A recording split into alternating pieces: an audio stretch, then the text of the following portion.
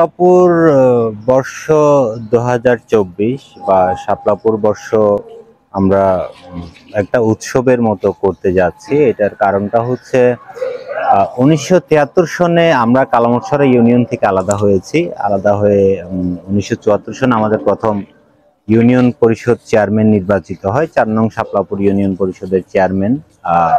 আমরা মহেশখালী উপজেলার অন্তর্গত একটা ইউনিয়ন। আমাদের পুরো মহেশখালীর আয়তন হচ্ছে ৭৭,০০০ একর। এর মধ্যে শাপলাপুর ইউনিয়নের আয়তন হচ্ছে ৩৪,০০০ একর। আমরা কূটনৈতিক রাজধানীর অন্তর্গত একটা ইউনিয়ন।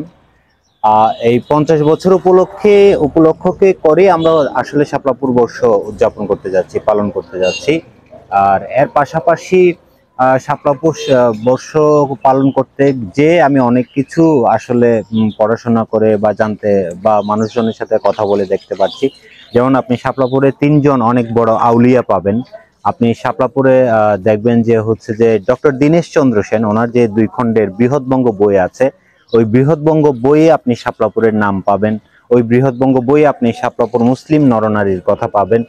তো এরকম ডে বাই ডে আমরা এই শাপলাপুর বর্ষ উৎসবটা আমরা একই সাথে অনেকভাবে করব। লাইক ধরেন যে আপনি যদি আমার ইন্টারভিউটা পুরো রাখেন তাহলে হয়তো আমি বিস্তারিত বলতে পারি যে ধরেন কিভাবে আমরা করব। ধরেন আমরা কৃষকদের নিয়ে উৎসব করব, আমরা যারা এখানে লবণ আছে তাদেরকে নিয়ে উৎসব করব, আমরা তাদের কথা শুনবো। আমরা এখানে যারা পান বিক্রেতা আছে তাদের কথা শুনবো। আমরা একদম একটা শিশু থেকে শুরু করে, যেমন আমি রমজান মাসে যেটা করছি, রমজান মাসে আমি সেহরি করতেছি এতিমদের সাথে, ইফতার করতেছি এতিম এবং মসজিদে যারা মুসল্লি আছে তাদের সাথে। কারণ এই কারণেই যে আজকে আরো জাতীয় শিশু দিবস, আজকে শহীদ বঙ্গবন্ধু বাংলার মহানায়ক শেখ মুজিবুর রহমানের জন্মদিন।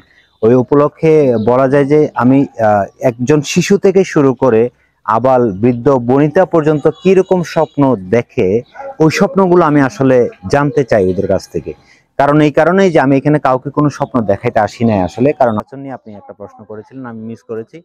আর নির্বাচন আমি যেহেতু আমাদের আমার বিশেষ করে আমার পারিবারিক যে অ্যাটমসফিয়ার, আমার পরিবারের বংশের ওই অ্যাটমসফিয়ারে আমাদের আসলে অনেক বড় মানে স্বপ্ন দেখা, আকাশ কুসুম কল্পনার মতো।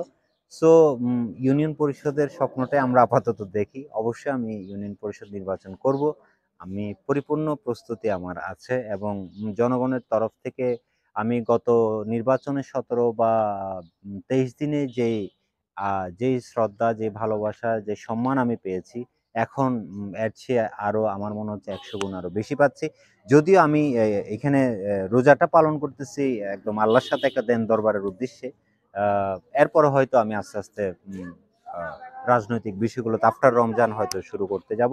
ওই বিষয়গুলোর মধ্যে আমরা শাপলাপুর বর্ষ ঢাকা পালন করব, আমরা শাপলাপুর বর্ষ চট্টগ্রাম পালন করব, আমরা শাপলাপুর বর্ষ কক্সবাজার পালন করব, আমরা শাপলাপুর বর্ষ মহেশখালী পালন করব, আমরা শাপলাপুর বর্ষ শাপলাপুর পালন করব, আমরা শাপলাপুর বর্ষ সারা বিশ্ব পালন করব, যারা সারা বিশ্বে প্রবাসীরা আছে।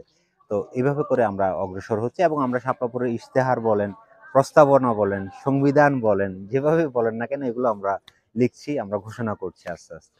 আপনাকে অনেক অনেক ধন্যবাদ।